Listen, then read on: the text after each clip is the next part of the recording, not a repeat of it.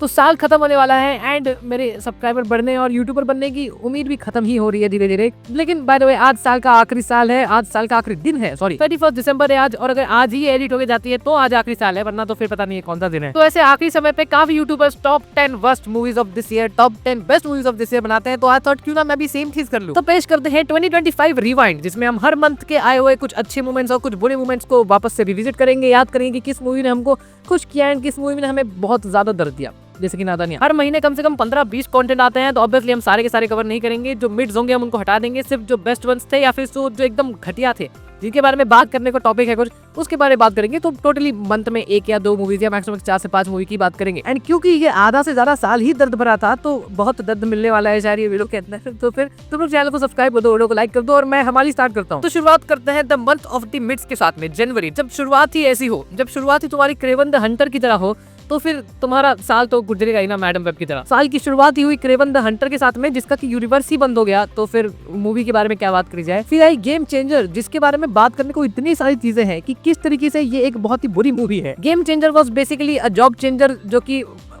लेकिन game changer की एक अच्छी बात यह है कि वो पहला वीडियो है जिसका ट्रेलर वीडियो पे मेरे को कम से कम 14 से 15 हजार व्यूज मिले थे एंड उसके मूवी रिव्यू पे मेरे को कुछ आई गेस 100-150 व्यूज मिले थे। तो गेम चेंजर ने मेरे लिए एकदम बेस्ट और वर्स्ट दोनों ही काम किया हुआ है। एंड जनवरी में ही one of the most talked movie Daaku Maharaj आई, जिसके बारे में कौन ही भूल सकता है, क्योंकि मूवी ने 105 करोड़ रुपए कमाए विद डायमंड वॉच। लेकिन जनवरी में हमें पाताल लोक देखने मिली, विच वाज शेफ्स किस, अच्छा था। एंड जनवरी में ही स्काई फोर्स आई और ये काफी आयरॉनिकल है देखना कि भाई साल की शुरुआत भी इस बंदे से हुई थी, मैं तो रंग गया रंग तेरे बावड़े, एंड साल की खत्म भी इसी बंदे से हो रही है। शाहिद कपूर की मच अवेटेड देवा भी आई, जो कि फर्स्ट हाफ तक तो काफी क्रेजी थी, लेकिन सेकंड हाफ में बुरा था। फेब में ये साल की सबसे best movie badass Ravi Kumar आई थी एंड आई डोंट थिंक किसी को भी इस मूवी से कुछ कंप्लेंट है, सबको पसंद आई। लेकिन दुख की बात यह है कि इसी महीने हम लोग को मेरे हस्बैंड की बीवी और लव्यापल ऐसी मूवी देखनी पड़ी, जो की काफी दर्द भरी थी। दोनों में स्टार किड्स और दोनों छुट्टी। और captain America brave new world I, जो की काफी ठीक ठाक ही थी, लेकिन सबसे one of the best movie इस साल की जो आई थी फरवरी में, वो थी छावा। लिटरली तुमने अगर अब तक नहीं देखी है तो फिर जाके देखो, छावा इस साल की वन ऑफ द बेस्ट, बिना किसी डाउट के वन ऑफ द बेस्ट। मार्च काफी दुख भरा गुजरा हमारा, क्योंकि इसी महीने हमने नादानियां देखी। आई एम सो सॉरी तुम लोग को इससे गुजरना पड़ रहा है। अगर तुमने नादानियां देखी होगी, आई नो मैंने तुम्हारा पास्ट ट्रॉमा हिट करा दिया, तुम लोग को बहुत तकलीफ हो रही होगी, I totally understand this. Nadaaniyan easily एकदम one of the best movie थी इस साल की वर्स्ट मूवीज की लिस्ट में, एकदम टॉप 3 में तो थी। साथ ही हमें सिकंदर से गुजरना पड़ा, जो कि इस साल की भाई की एकलौती मूवी थी एंड काश वो एकलौती ना होती। मुझे ये नहीं कहना है कि काश भाई की और मूवी आई होती, मुझे ये कहना है कि काश ये मूवी नहीं आई होती। इसी महीने डेयरडेविल बॉर्न अगेन के एपिसोड आना चालू हो गए, जो कि पूरा गर्म करके ठंडा कर देने वाले ही थे, क्योंकि बहुत ज्यादा हाइप थी कि डेयरडेविल के अगले एपिसोड में तो खतरनाक हो जाएगा, अगला एपिसोड तो बहुत ही खतरनाक होगा। लेकिन एट द एंड हमें मालूम पड़ा कि ये तो बस सेटअप था, ये पूरा का पूरा सीजन सेटअप था अगले सीजन के लिए, और असली माजरा तो अगले सीजन में होने वाली है। लेकिन इन वे सेटअप भी अच्छा था, तो अगर नहीं देखे तो डेयरडेविल बॉर्न अगेन देख सकते हो। अप्रैल में हम लोग ने विटनेस करा the last of us season 2 which was good, लेकिन उससे भी बढ़िया अप्रैल में हमने देखा Sinners. I love this movie, मुझे बहुत मजा आया। वैम्पायर्स के ऊपर मूवी थी, अगर तुमने नहीं देखी है तो भाई तुम लोग बहुत कुछ मिस कर रहे हो, सिनर्स देखनी चाहिए। पूरे मूवी में से मुझे जो एक स्पेशली एकदम क्रिस्टल क्लियर सीन याद है, जो कि मेरा वन ऑफ द फेवरेट भी है, जहाँ पे एक महिला बाहर जाके वैम्पायर बन के अंदर आ जाती है एंड जो दोनों भाई होते हैं उसमें से एक को वैम्पायर बना देती है।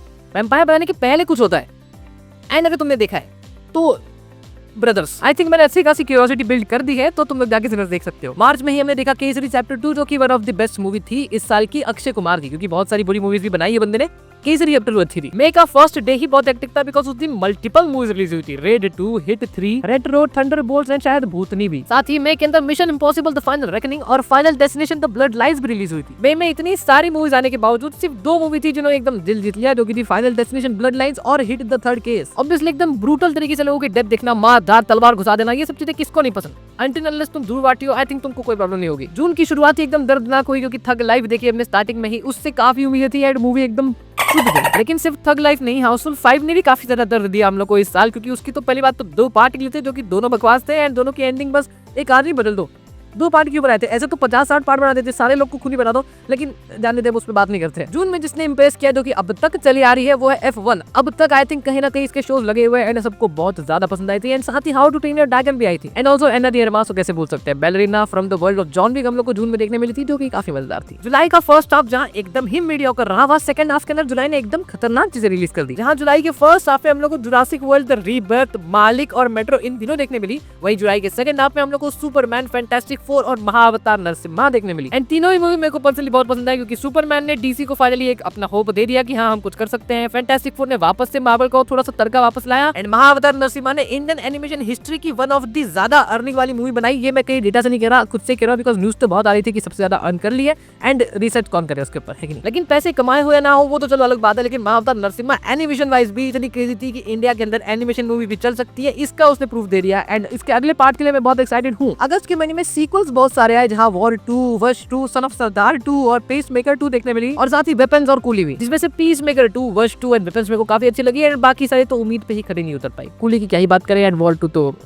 मजाक थी। एंड फाइनली सितंबर में इस साल की one of the best action movies हमने बागी 4 विटनेस करी। अगर तुमने विटनेस करी होगी तो तुम बहुत दर्द से गुजर रहे होगे, अगर नहीं विटनेस करी तो यू आर बहुत खुश इंसान इस दुनिया में। Demon slayer the infinity castle movie हमने विटनेस करी, जिसका कि अगर सिर्फ अकाजा का बैक स्टोरी निकाल देते तो फिर नींद ना आती मूवी के अंदर। बाकी पूरी मूवी एकदम क्रेजी थी। जोली LLB 3 देखी हमने, जो कि काफी अच्छी थी। लेकिन सितंबर में रिलीज हुई बैड्स ऑफ बॉलीवुड, जो कि आई थिंक इस साल की एक लौती ऐसी चीज है जो एक स्टार किड ने बनाई थी एंड वो फेल नहीं हुई। लोगों को, जनरल ऑडियंस को, सिनेफाइल्स को, सब लोग को ये चीज पसंद आई एंड अच्छी बात है कि पसंद आई। इनफैक्ट इसके बाद राघव जुल को इतना फेम मिल गया कि अब वो शाहरुख खान के साथ किंग मूवी में आने वाले हैं as a villain I guess. आगे बढ़ते हैं। अक्टूबर में हमने देखी कांतारा चैप्टर 1, जो कि इजीली इस साल की one of the best movies में से थी। कुछ लोग इसको कह रहे थे कि नहीं बनानी चाहिए थी, अच्छी नहीं थी, लेकिन मैं टोटली डिसएग्री करता हूँ उस चीज से। मेरे को बहुत पसंद आई। अगर तुमने नहीं देखी कांतारा चैप्टर 1 तो गो एंड वॉच इट भाई, बहुत अच्छा चांस है कि तुम लोग को पसंद आ जाएगी। अगर तुम लोग उस माइंडसेट से नहीं आते कि जान दो मेरे को गाली नहीं खानी। प्रदीप रंगनाथन की डूर देखी हमने, जो कि बहुत कम लोग ने देखी एक्चुअली। इसके बारे में इतनी बात नहीं हुई, मैंने खुद भी वीडियो नहीं बनाया क्योंकि मैं किसी काम में बिजी था, लेकिन एक्चुअली मूवी काफी अच्छी है, अगर देखना है तो देख सकते हो। साथ ही अक्टूबर में थावा रिलीज हुई, जो कि मीडियोकर और अच्छे के बीच में लाई करती है। एंड इसने आने वाले जो मूवीज है MCU की, उसको भी अच्छा खासा लाइट अप दे दिया है। अक्टूबर का पूरा महीना पता नहीं क्यों ऐसा लग रहा था कि हमारा सब मजाक कर रहा है, बिकॉज 25 तारीख तक कोई अच्छी मूवी थी नहीं। 120 बहादुर बस एक अच्छी मूवी थी, बाकी सारी मीडियोकर थी। हमने 90% अक्टूबर में विटनेस किया है मस्ती 4, दे दे पैरेड 2,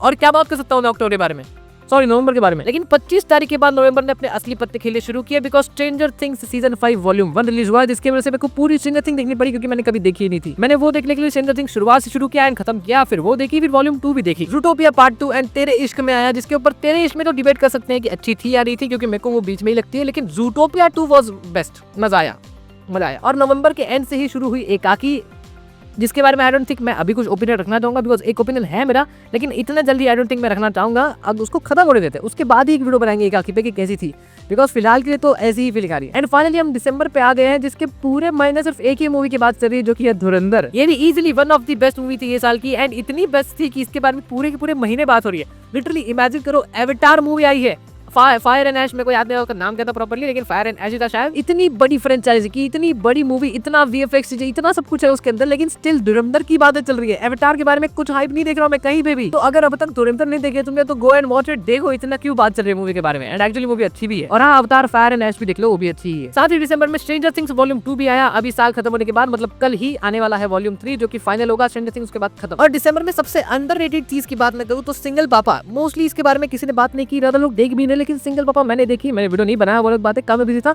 लेकिन सिंगल पापा एक्चुअली बहुत अच्छी है। अगर तुम्हें कुछ फील गुड टाइप का देखना है तो कुणाल खेमू की सिंगल पापा एक्चुअली तुम देख सकते हो, मजेदार है। तो इसी के साथ ये पूरा का पूरा साल खत्म होता है। ये साल एक्चुअली काफी ज्यादा मीडियोकर मूवीज से भरा था, एंड दर्द तो काफी ही दिया ये साल दे, कुछ कम ही मूवीज थी जिसमें ज्यादा मजा आया। लेट्स होप अगला साल अच्छा हो, क्योंकि अगले साल में एक्चुअली काफी बड़ी बड़ी मूवीज आने वाली है। अगर तुमको चाहिए तो मैं एक ऐसा वीडियो बना सकता हूँ नेक्स्ट ईयर में कौन कौन सी मूवीज आने वाली है उसके बारे में। एंड लेट्स होप कि अगला साल खत्म होते होते मेरे 10,000 सब्सक्राइबर तो हो जाए। आई नो मैं 300 पे बैठ के 10,000 की बात कर रहा हूँ, जो कि काफी वेग है, लेकिन कुछ तो करना पड़ेगा, क्योंकि भाई अगले साल के एंड तक तुमको भले भरोसा हो या ना हो, मैं 2.5 साल हो जाएंगे वीडियो बनाते बनाते मुझे। तो इतना लंबा टाइम मैंने अगर वीडियोस को दिया है तो 300 सब्सक्राइबर तो आई थिंक मैं डिजर्व नहीं करता, उससे ज्यादा ही करता हूँ। तो लेट्स होप अगला साल अच्छा बीते, मेरे लिए भी, तुम्हारे लिए भी अच्छी अच्छी मूवीज आए, मैं रिव्यूज वीडियो बनाऊं एंड तुम रिव्यूज वीडियो देखो, ताकि सबका फायदा हो, है कि नहीं। भले पैसे मुझको मिलेंगे सिर्फ, लेकिन फायदा सबका होगा। तो आई थिंक वीडियो यही खत्म कर देनी चाहिए, बिकॉज मेरे पास और कुछ नहीं है बोलने को। न्यू ईयर की तुम लोग को बहुत ज्यादा शुभकामनाएं, हैप्पी न्यू ईयर। अगले साल के लिए अच्छे रेजोल्यूशन बनाओ, अच्छे काम करो।